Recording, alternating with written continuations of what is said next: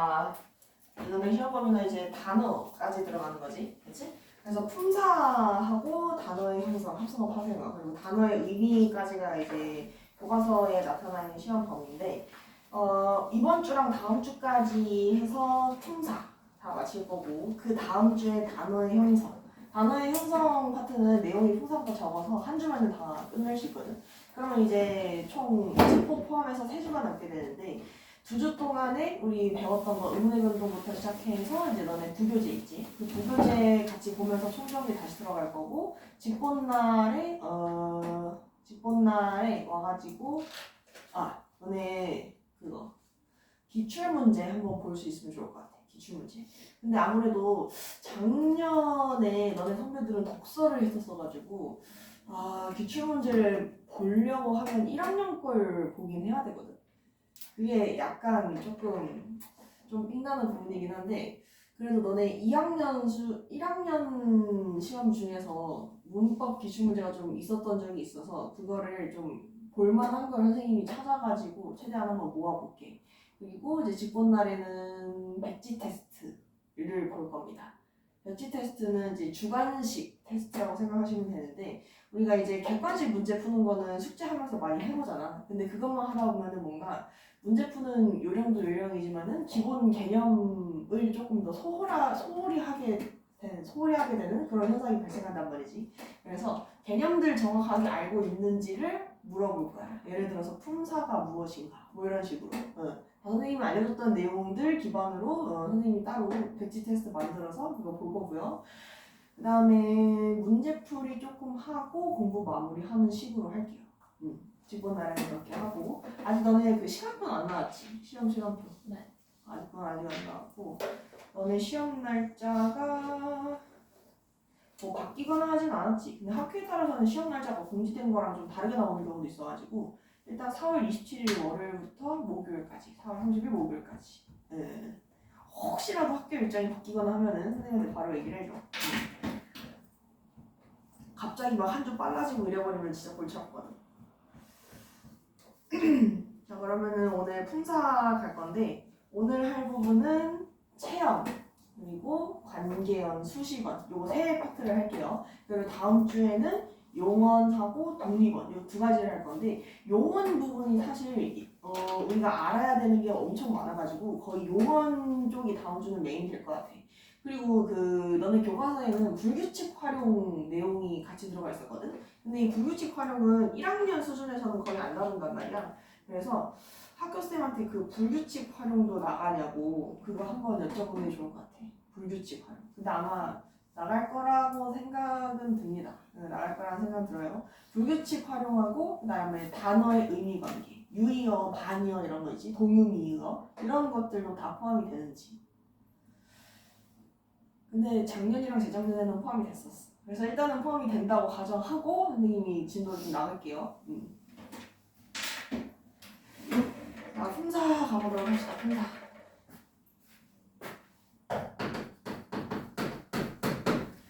자, 이 품사라는 게 뭐냐?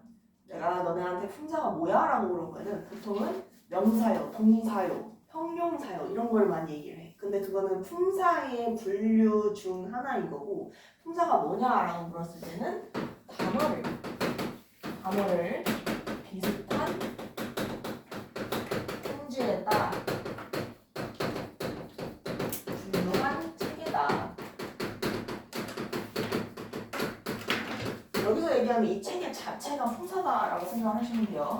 자, 그러면은 여기서 이야기하는 단어라는 건 뭐냐? 우리가 일상생활 속에서 얘기하는 단어가 아니고 문법적으로 정의하는 단어가 뭔지를 알아야 되지. 그치? 또 우리가 또 시험 범위에 단어 파트가 자세하게 들어가니까, 이 단어라는 것은 자립성을 가진 말의 최소 단위를 단어라고 얘기를 합니다. 이 자립성이라는 것도 다른 형태소와의 결합이 필요하냐 안 하냐를 가지고 나누는 거야. 그러니까 다른 형태소와의 결합이 필요한 말이면 그건 단어가 아닌 거고, 다른 형태소와 결합하지 않아도 자기가 혼자 쓸 수 있어. 그럼 자립성이 있는 단어인 거지.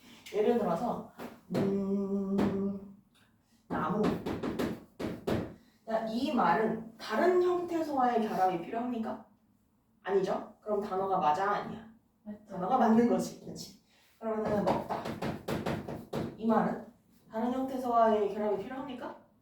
조금 애매하죠? 네. 이거를 먹이랑 다를 따로 떼어놓고 보면은 이 먹 자체는 결합이 필요한 말이야. 그리고 다도 결합이 필요한 말이야. 근데 요거를 하나의 덩어리로 봤을 때 요거는 필요 없는 거지. 네. 그렇지? 요 말 자체는 필요가 없는 거야. 그래서 얘랑 결합되어 있는 요 형태는 단어라고 봅니다. 이거는 단어 단위구나. 무슨 말인지 알겠어? 네. 그래서 다른 형태소와의 결합이 필요하냐 아니냐를 가지고 구분을 하시면 된다. 자, 그러면 이 품사를 비슷한 성질에 따라서 이 단어를 또 나눠볼게요. 가장 먼저 형태가 변하냐 안 변하느냐에 따라 나눌 수가 있지. 형태가 변하면 가변, 형태가 변하지 않으면 불변하다. 자, 이때 형태가 변한다는 게 무슨 얘기야? 아까 봤던 요 먹다. 우리가 요 형태를 가지고만 쓰진 않죠. 예를 들어서 먹으니, 먹어서, 먹고, 먹어라 등등등등 다양한 형태로 이 단어를 쓴단 말이지. 근데 예를 들어서 산. 이 산이라는 단어는 우리가 사용할 때 문장 어느 자리에 들어가든 요 형태는 그대로 유지가 됩니다. 그렇지? 그래서 이런 것들은 형태가 변하지 않는 불변하다. 아니면은 뭐 와. 요거는 형태가 변하나? 딱히 변하지 않습니다. 그렇지? 그래서 이것도 불변어. 자, 그러면은 이걸 한 번 더 나눠주시면 기능에 따라서 나눌 수가 있는데 이 기능이라는 거는 문장 내에서 주로 어떤 역할을 담당하는가에 대한 이야기입니다. 그래서 가변어 같은 경우에는 용언이고요. 그 다음에 불변어에는 체형, 수식어, 그 다음에 관계어, 마지막에 독립어휘.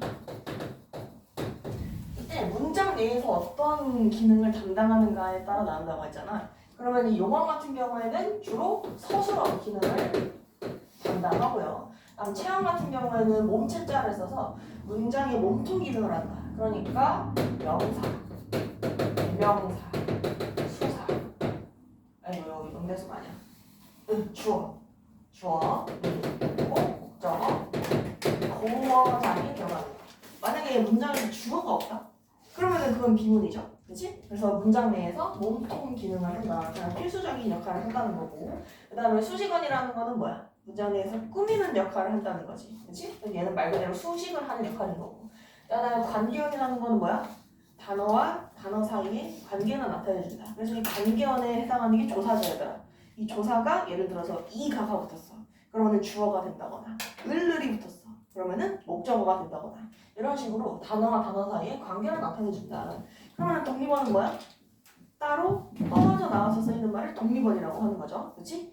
자, 그러면 얘네들을 다시 한 번 더 세세하게 나누면 의미에 따라서 구분을 할 수가 있다. 그럼 용어에는 뭐가 있어? 동사, 형용사. 이때 동사는 움직임을 나타낸 말. 형용사는 성질이나 상태를 나타낸 말. 예를 들어서 우리 자다. 얘는 동사냐 형용사냐? 자다. 얘는 동사입니다. 동사. 네. 동사예요. 네, 막다. 막다는 건 그지 형용사지. 네. 이 막다라는 말은 움직이는 게 아니라 그 맑은 상태를 나타내는 말이니까. 그래서 형용사다. 자, 그다음에 체험에는 뭐가 있어? 명사 그리고 대명사 수거가 있습니다. 이때 명사라는 거는 사물의 이름을 나타낸 말이지. 맞아? 자, 그러면 이건 이름이 뭐야? 펜. 그렇지, 펜. 한국어로 뭐라 그래? 만년필이라고 해요. 만년필이라고 합니다. 응, 만년필. 자, 그래서 이 만년필이라는 단어는 이 녀석의 이름을 나타낸 거기 때문에 명사다. 네. 오케이? 네. 자, 그럼 대명사라는 거는 뭐야? 그 이름을 대신해서 나타내는 말이야. 대신해서 나타내는 말. 그러면은 이걸 대신할 수 있는 말 뭐 있어? 그것. 아니면 뭐 이것이라고 해도 상관없지. 이거 뭐야? 이렇게 했잖아. 응. 그래서 이것이라고 할 수도 있고 아니면 뭐 저것. 저기 멀리 있으면 저것이라고 할 수도 있는 거죠. 이런 것들이 대신 나타내는 대명사. 그러면 수사라는 건 뭐야? 숫자를 나타낼 말. 하나, 둘, 셋. 이게 수사지. 자, 그러면은 수식어이라는 게 수식하는 말이라고 했는데 수식어에는 관형사하고 부사가 있습니다. 이 관형사랑 부사는 뭘 수식하는 말이냐에 따라 달라지는 거죠. 관형사는 뭐 수식해? 체언을 수식한다. 관형사는 언제나 체언을 수식한다. 그럼 부사는 체언을 제외한 나머지를 수식한다고 생각하시면 되는데 주로 동사나 형용사를 수식한다. 주로 요거를 수식하는 거고 부사가 부사를 또 수식할 수도 있고 아니면 문장 전체를 수식할 수도 있어요. 자, 그다음에 독립어 같은 경우에는 감탄사 얘가 있는 거지. 감탄사. 그래서 요게 이제 우리가 기본적으로 분류하는 이제 품사의 가장 기본이 되는 분류 체계. 이때 선지가 어떤 식으로 구성이 되냐면은 여기 이제 너네가 좀 익숙하기는 하겠지만 선지에서 요거는 기능에 따른 분류다. 요거는 의미에 따른 분류다. 이런 식으로 선지가 구성이 됩니다. 그리고 동사, 형용사 이거는 뭐 형태가 변하는 말이다. 이런 식으로. 자, 그 다음에 조금 유니크한 녀석이 요거예요. 이다. 요 이다라는 말은 서술격 조사다. 그렇지? 서술격 조사는 조사기 때문에 기본적으로 조사 불변어에 속한단 말이야. 조사는 원래 불변어야. 근데 얘만 유일하게 형태가 변화하는 조사다. 얘만 이제 따로 알아두시면 돼요. 얘만 유일하게 가변어인 조사다.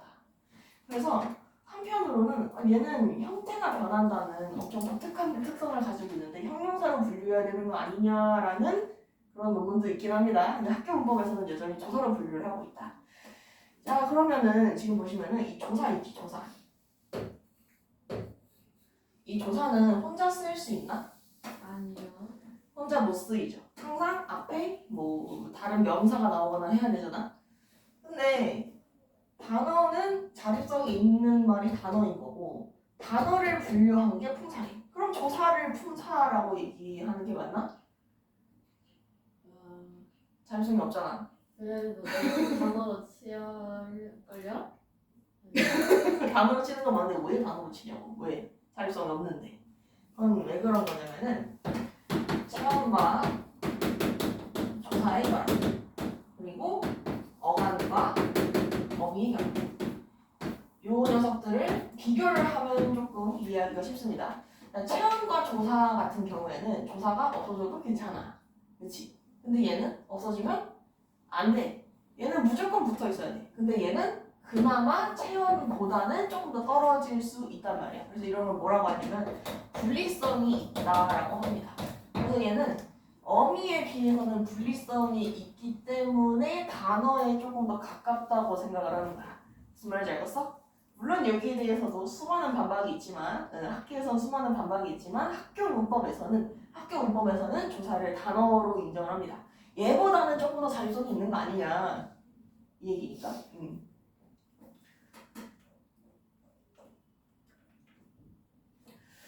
자, 그러면은 우리 품사 구분 한번 쭉 해볼까?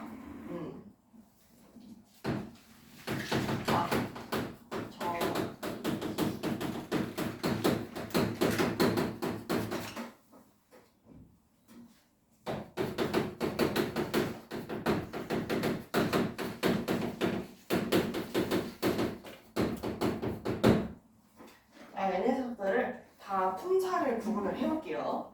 자, 이거 뭐야? 이거 뭐지? 와! 감탄사죠, 감탄사. 그치? 다음 저는 뭐야? 저가 지금 문장에서 무슨 역할을 하고 있어? 아이를 꾸며주고 있죠. 맞아? 저 아이. 체험을 꾸며줬기 때문에 얘는 관형사입니다. 그 다음에 이거는 명사겠죠. 그 다음에 셋. 이건 숫자네. 뭐야? 조사. 그 다음에 이. 이거는 셋이 웃는다. 조사. 그 다음에 웃다. 웃다는 뭐지? 동사. 그 다음에 나. 이거 뭐야? 아니. 저요? 이거 명사? 땡! 네? 대명사입니다. 왜 나는 1인칭 대명사예요. 나 1인칭 대명사. 2인칭 대명사입니다. 그 다음에 눈. 이거는 뭐야? 조사지. 그렇지. 조사. 그 다음에 이거는? 관양. 그렇지. 장면을 꾸며주고 있으니까 얘는 관형사입니다. 그 다음에 장면은? 당연히 명사겠죠. 이거는 조사. 그 다음 너무는 뭐야? 기쁘다. 용어를 수식하고 있으니까 부사. 그 다음에 기쁘다는 뭐지? 형용사. 그렇지. 형용사. 응. 자, 그러면은 거기 뒤쪽에 체험 가보도록 합시다. 체험.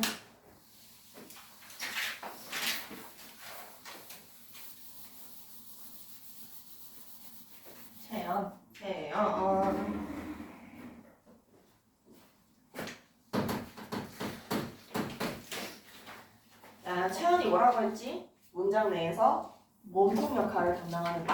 그래서 주로 어느 자리에 들어간다? 주어, 목적어, 보어 자리에 들어간다. 네. 이게 이제 채연의 특징 첫 번째. 그 다음에 두 번째.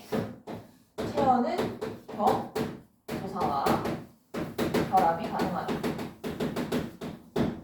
이때 조심해야 되는 게 뭐냐면은 격조사는 채연에만 붙어. 근데 보조사는 채연 말고 다른 데서도 붙을 수 있습니다.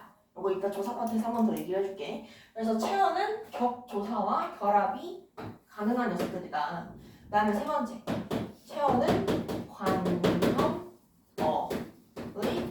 수식을 받는 말이다. 관형어. 이때 조심해야 되는 건 관형사가 아니라 관형어라는 점. 이것도 이따가 한 번 더 얘기를 해줄게요. 관형어의 수식을 받을 수 있다. 그 다음에 네 번째. 이 채연은 형태가 변하지 않는다. 형태가 변하지 않는 불변어에 속한다. 그래서 우리가 문제를 풀 때 좀 자주 써먹는 부분은 뭐냐면은 이 두 가지입니다. 특히나 이 격조사가 우리가 문제를 풀 때 이 격조사는 거의 외지간에서는 예외가 없어. 격조사는 예외가 없기 때문에 우리가 좀 확신을 가지고 문제를 풀 때 써먹을 수 있는 도구인 거고, 그 다음에 관형어의 수식을 받는다는 게 이제 채연인 거잖아. 우리가 어떤 품사를 구분을 할 때 얘가 관형어의 수식을 받았으니까 채연인 거다.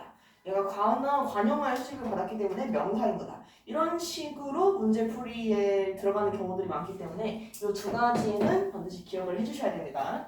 예를 들어서 이 관형어의 수식을 받기 때문에 채연이다 라는 논리가 통하는 게 뭐냐면, 그녀는 무슨 의로서 분위기를 띄웠다.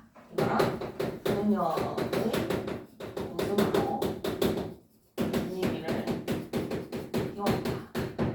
여기서 이 웃음하고 이 웃음이 형사가 달라요. 이건 어떻게 구분하냐? 지금 보시면은 그녀의 얘가 관형어지. 그치? 관형격 조사가 붙었기 때문에 얘는 관형어입니다. 그러면 이 웃음은 관형어의 수식을 받았기 때문에 품사가 명사인 거예요. 오케이? 근데 얘 같은 경우에는 관형어의 수식을 받는 게 아니라 그녀는 뭐 크게 웃는다, 작게 웃는다. 이런 식으로 부사어의 수식을 받는 거지. 그치? 부사어의 수식을 받기 때문에 똑같이 생겼지만 얘는 동사입니다. 오케이? 네. 그래서 관형어의 수식을 받는다는 점, 요게 이제 문제 풀 때 좀 상당히 자주 써먹는다. 그리고 보조사랑 의존명사를 이걸 따질 때도 관형어의 수식을 받으니까 얘는 명사다라는 논리를 많이 써먹게 되는데, 예를 들어서 나는 나대로 간다. 이거랑 나는 하나대로 간다. 여기서 이 대로랑 이 대로가 형사가 다르지? 얘는 뭐야? 채연에 붙어서 말의 의미를 더해주는 보조사입니다. 보조사. 근데 얘는 뭐야? 하나의 던이라는 관형사형 전성의어 붙어서 관형어가 수식을 해주고 있는 거지. 그럼 관형어의 수식을 받는 건 명사밖에 없으니까 얘는 명사인 거야. 오케이? 그래서 이 관형어의 수식을 받는다는 거, 이거 가지고 문제 푸는 경우가 상당히 많습니다. 자, 그러면은 거기 명사의 분류 한번 가보자. 명사의 분류. 여기 명사부터 볼 건데, 명사는 일단은 사용 범위에 따라서 보통 명사가 있고, 그 다음에 고유 명사가 있고. 일단 이 보통 명사는 우리가 알고 있는 명사는 다 보통 명사에 속한다고 보시면 되는데, 그럼 이 고유 명사라는 건 뭐냐? 이거는 세상에 단 하나뿐인 개체를 가리키는 말이야. 그러니까 뭐 예를 들면은 한강, 이런 강의 이름이라든지, 아니면은 수지, 사람의 이름이라든지.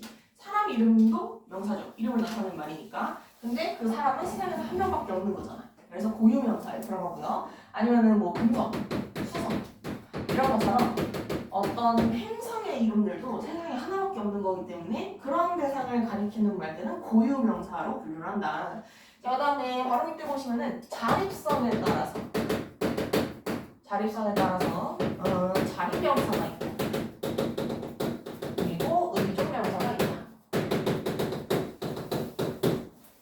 자, 근데 여기서 얘기하는 자립성이라는 게 뭐냐면 학교 문법에서 사용하고 있는 용어긴 하지만 선생님은 개인적으로 이 용어가 좀 잘못됐다고 생각합니다. 여기서 얘기하는 자립성하고 우리가 아까 봤던 그 형태소와의 결합 여부에 따른 자립성하고는 전혀 다른 이야기야. 여기서 말하는 자립성은 혼자 이제 수식을 받아야 하느냐 말아야 하느냐 요거에 관한 문제거든. 그래서 이 자립명사는 다른 말에 수식을 받지 않아도 그냥 쓸 수 있는 명사. 근데 의존명사는 항상 관형어의 수식을 받아야 돼. 관형어의 수식을 받아야 한다. 예를 들면은 뭐뭐 할 것이다. 뭐뭐 할 따름이다. 뭐뭐 알 바가 아니다. 라든지 뭐 한 개, 두 개, 나무 한 그루, 두 그루 이런 말들 있지? 이런 말들은 항상 다른 말의 수식을 받아야지만 쓸 수 있는 그런 특이한 말들이란 말이야. 아니 선생님 그러면 자립성이 없는 거 아니에요? 자립성이 없는데 왜 명사죠? 이런 식으로 생각할 수 있는데 할 것을 말한다.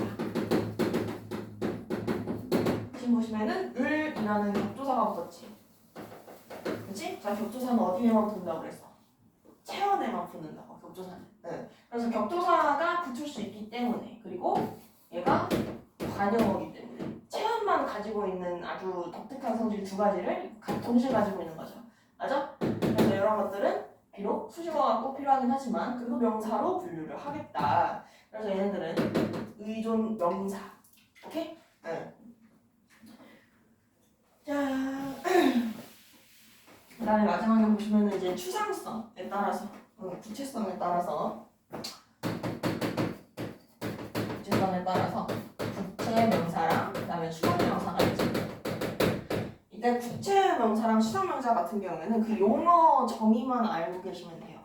구체명사라는 거는 우리가 실제로 눈으로 볼 수 있는 것들을 가리키는 거. 예를 들면 뭐 그냥 물건들의 이름이라든지 아니면은 뭐 모자, 머리카락 뭐 이런 식으로 직접 볼 수 있는 것들을 얘기하는 거고, 추상명사라는 거는 추상적인 개념을 나타내는 거야. 예를 들면 뭐 감정이라든지 사랑이라든지 아니면은 뭐 논리라든지 이런 것들 있지. 이런 말들은 추상명사로 들어간다. 오케이? 응. 자, 그러면은 거기 밑에 인칭 대명사, 대명사 한번 가볼게요. 대명사.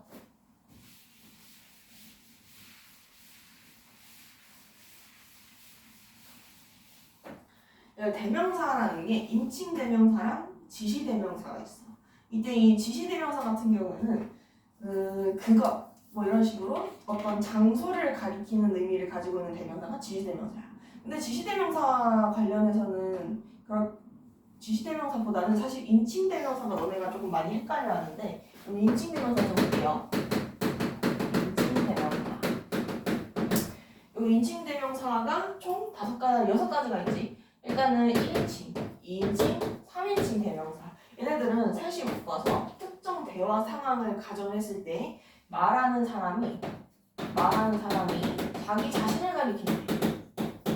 그게 1인칭입니다. 예를 들면 뭐 나, 우리 이런 말들. 그러면 2인칭은 말을 하는 사람이 듣는 사람을 가리키는 말이야. 듣는 사람, 내 말을 듣는 사람. 그래서 너 그리고 당신 이런 표현들. 그 다음에 3인칭이라는 거는 뭐야? 말하는 사람이 듣는 사람도 아니고 자기도 아닌 제3자를 가리키는 표현. 그래서 뭐 그라든지 뭐 그녀라든지 아니면은 당신도 이제 3인칭으로 사용될 수가 있는데, 당신이 3인칭으로 사용되는 경우에는 앞에서 나왔던 사람을 한번 다시 이르면서 좀 더 높여주는 의미야. 예를 들어서 할아버지께서는 당신의 손주를 아끼셨다. 이런 식으로 사용을 하게 되면은 이 당신이 할아버지를 다시 가리키는 3인칭 대명사이면서 할아버지를 높여주는 표현이다. 오케이? 응. 자, 그 다음에 요 인칭 대명사에서 부정칭하고 미지칭 대명사가 있어.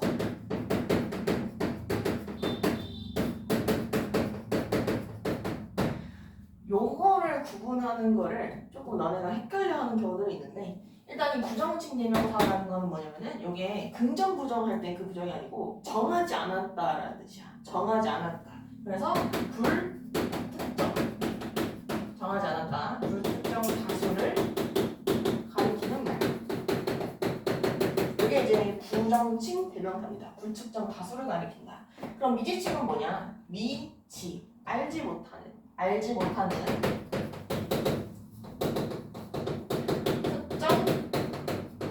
대상을 가리킨다. 알지 못하는 특정 대상을 가리키는 말. 자 그러면은 한번 우리가 구분을 해봅시다.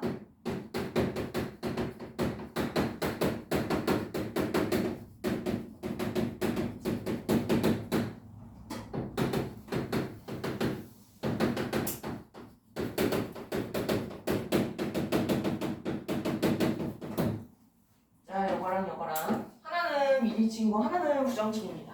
이걸 우리가 구분을 해줘야 되는 거지, 그렇지? 자 이걸 어떻게 구분을 하느냐? 부정칭은 불특정 다수를 가리킨다고 그랬어, 그렇지? 근데 미지칭은 알지 못하는 특정 대상을 가리킨대. 그럼 얘는 뭐가 다른 거야? 얘는 불특정 다수, 미지칭은 알지 못하는 특정 대상. 한 명이야. 이걸로 구분하시면 돼요. 그래서 뭔가 잘 모르겠는데 하나를 가리키고 있으면 미지칭, 여럿을 가리키고 있으면 부정칭인 거야. 오케이? 응. 자 보시면 이거 볼게요. 이 꽃의 이름은 무엇일까? 이 무엇이라는 표현이 가리키고 있는 게 뭐야? 꽃의 이름인 거지. 꽃의 이름에 대해서 알지 못하다라는 거잖아. 하나를 가리켰으니까 얘는 미지칭. 자 그러면 이건 뭐야? 무엇도 성을 차지 않았다. 이거는 한 개를 딱 찝어서 얘기하는 게 아니죠, 그렇지? 특정하지 않았으니까 불특정 다수, 부정칭. 할만하지? 네. 자 그럼 또 하나 해볼게요.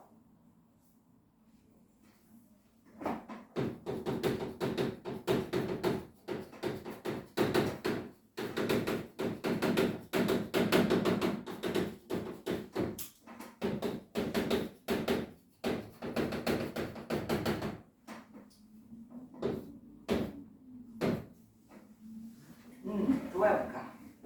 민채. 그 뭐야 이거? 미지칭? 민거는? 미지칭? 왜 미지칭이야? 그렇지, 대상이 딱 하나로 특정이 되어지니까 미지칭이겠죠? 얘도 마찬가지고. 그다음 이거는? 얘는 부정칭. 왜 부정칭이야? 그렇지, 얘는 딱 누구를 찍어서 얘기하는 게 아니기 때문에 부정칭. 오케이? 응. 자 그러면은 우리 인칭 대명사에서 똑같이 생겼는데 맥락에 따라서 인칭이 좀 달라지는 경우들이 있어. 요거 좀 같이 볼게요. 일단은 저라는 말을 보시면 저는 학생입니다. 이렇게 이야기를 할 수도 있고 아니면은 아이는 저의 잘못을 모른다.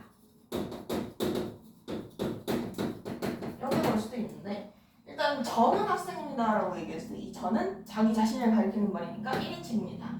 그럼 아이는 저의 잘못을 몰랐다. 이때 저는 누구야? 아이를 가리키는 말이죠. 맞아? 그래서 얘는 3인칭입니다. 그래서 이 저의를 줄여가지고 지 잘못을 모른다. 이렇게 얘기하는 거지. 저의가 줄어들어서 제가 되는 겁니다. 자, 그 다음에 아까 당신도 한번 봤었지. 당신 같은 경우에는 그냥 보통 상황에서 당신 누구야? 이랬으면 2인칭인 건데 할아버지께서는 당신의 어쩌고저쩌고 이렇게 했으면은 그거는 할아버지를 나타내는 3인칭. 그러면 이 저희라는 말도 같은 맥락으로 볼 수가 있겠지. 저희는 사람입니다. 이거랑 그들은 저희끼리 놀았다. 이거랑 여기서 이 저희는 화자를 포함한 거기 때문에 1인칭인 거고 그들은 저희끼리. 이때 저희는 그들을 다시 한번 가리킨 말이죠. 맞아? 그래서 3인칭이다. 그 다음에 맨 밑에 보시면은 제기대명사라고 되어 있지.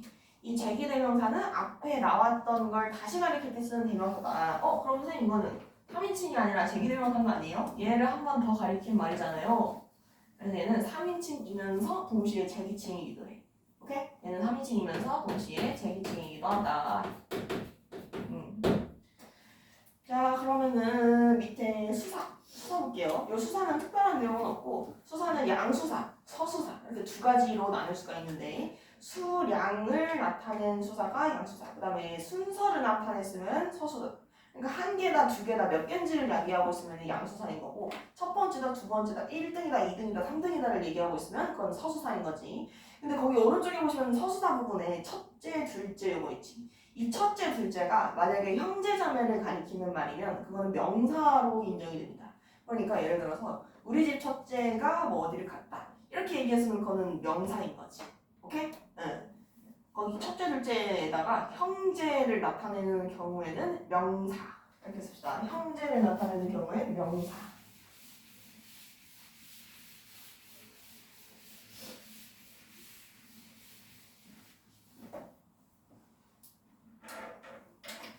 됐나? 응. 그러면은 뒤에 수식어 한번 가볼게요. 수식어.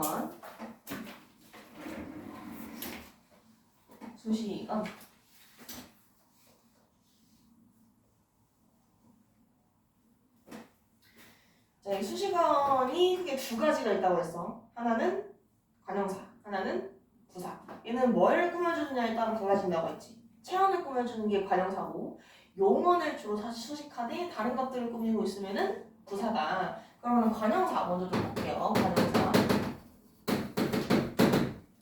이 관형사는 크게 세 가지 종류가 있어. 하나는 성관 관형사, 그리고 하나는 지시 관형사, 그리고 하나는 수 관형사가 있다. 그래서 우리가 일반적으로 알고 있는 관형사는 다 성상 관형사에 들어가면 되는데 예를 들면 뭐 신발, 헌 가방, 아니면은 온갖 물상들 뭐 이런 식으로 새, 헌, 온갖 아니면은 모든 이런 말도 있죠. 아니면은 뭐 다른 사람의 말도 들어보자. 이 다른도 관형사입니다. 아니, 모든 이것도 이제 모든 세상이 어쩌고 이렇게 하면은 세상이라는 체험을 꾸며준 거니까 관형사인 거지, 그렇지? 그다음에 지시관형사라는 거는 뭐냐? 지시관형사는 말 그대로 뭔가 가리키는 의미가 들어간 관형사야. 그래서 이 사람, 저 사람 이런 말들이 이제 지시관형사죠. 그럼 수관형사는 뭐겠어?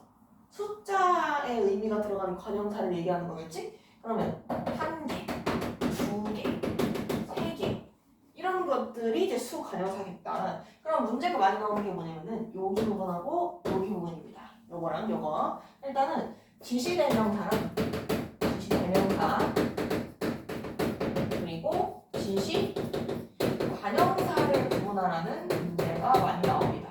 예를 들어서 이는 명백한 사실이다. 이거랑 이 사람은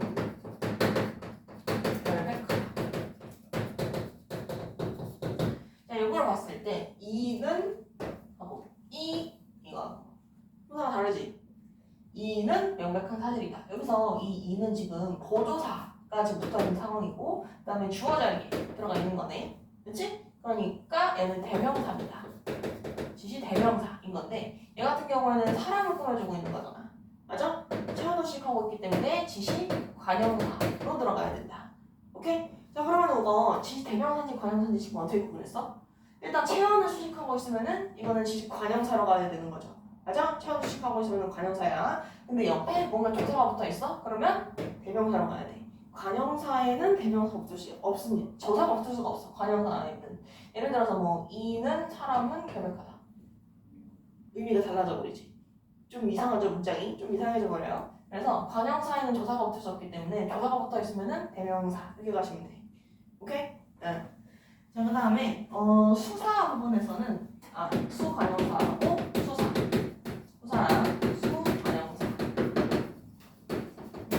요거를 또 구분하라는 문제가 많이 나오는데 예를 들어서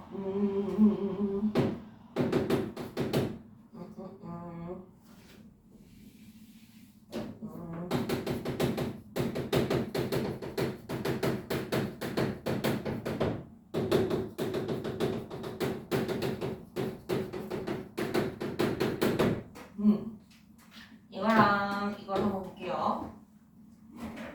다섯이 있다. 자, 얘는 품사가 뭐야? 사과 다섯이 있다. 조사가 붙어 있으니까 수사죠. 맞아.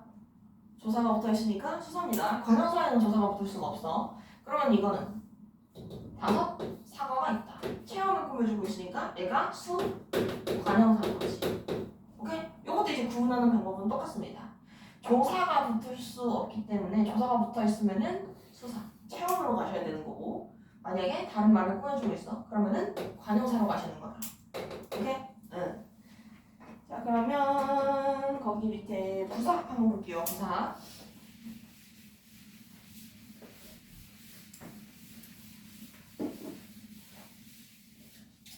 부사. 자, 부사는 일단 성분 부사가 있고, 그 다음에 문장 부사가 있다. 자, 이 성분 부사, 문장 부사의 차이는 뭐냐면, 성분 부사는 특정한 문장 성분 하나를 꾸며주는 부사고, 문장 부사는 문장 전체를 꾸며주는 부사야. 예를 들어서 뭐 매우 예쁘다. 이렇게 얘기했으면 이 매우는 문장 성분을 꾸미는 거냐, 문장 전체를 꾸미는 거냐. 문장 성분을 꾸미는 거죠. 맞아? 그래서 이런 것들은 이제 이거는 성분 부사로 들어가는 거고, 근데 반면에 과연 그렇게 될 줄 알아. 이렇게 얘기했으면 이 과연이라는 부사는 문장 전체를 꾸며주는 거지. 이런 게 이제 문장 부사라는 겁니다. 자, 그러면 성분 부사를 조금 더 디테일하게 나누면 어떻게 되냐.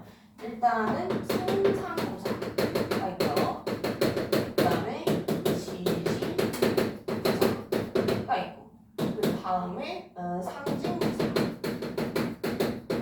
부사가 있고, 그 다음에 하나 더. 거기 교재에 없는 건데 부정부사랑 부정부사가 있다.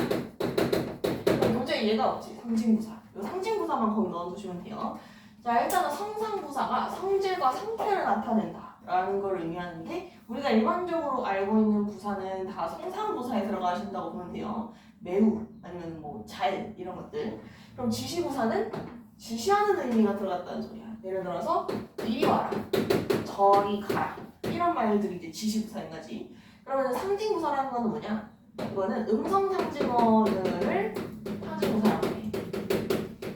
예를 들어서 뭐 눈물이 뚝뚝 떨어진다, 아니면 뭐 펄짝펄짝 뛴다, 펄짝 뛴다, 이런 음성 상징어들은 다 문법적으로 봤을 때 부사에 들어간다는 거죠. 상징부사. 그다음에 부정부사는 뭐냐? 이거는 안, 못, 안 해, 못해. 이게 이제 부정부사입니다. 오케이? 응. 자, 그다음에 이 문장부사는 양태부사하고 그다음에 접속부사가 있는데, 아까 봤던 과연이라든지 아니면은 뭐 설마 뭐 그렇게 되겠어. 이런 것들이 이제 일반적인 문장부사는 다 양태부사로 들어가는 거고, 그다음에 접속부사는 뭐냐면 그러나 아니면 뭐 그리. 우리가 영어에서 접속사라고 많이 얘기하죠. 그렇지? 문장과 문장을 이렇게 이어주는 역할을 하는 부사들이 접속부사다. 오케이? 자, 그런데 부사는 체언을 수식을 안 합니다. 일반적으로 용언을 수식한다고 되어 있잖아. 근데 예외적으로 체언을 수식하는 경우도 있어. 겨우 하나. 이 하나는 수사지. 수사는 체언이잖아. 그치? 근데 부사가 지금 체언을 꾸며주고 있는 상황인 거거든. 요거는 아주 예외적인 경우여가지고, 이런 경우에도 이거는 관형사가 아니라 부사로 취급을 합니다. 이 겨우라는 말이 사용되는 양상을 봤을 때 부사처럼 사용이 되는데, 요 녀석만 예외적으로 체언을 꾸며주는 거란 말이야. 그래서 겨우 같은 말들도 다 부사로 취급을 합니다. 자, 그러면은 시간이 잠깐 쉬었다 갑시다.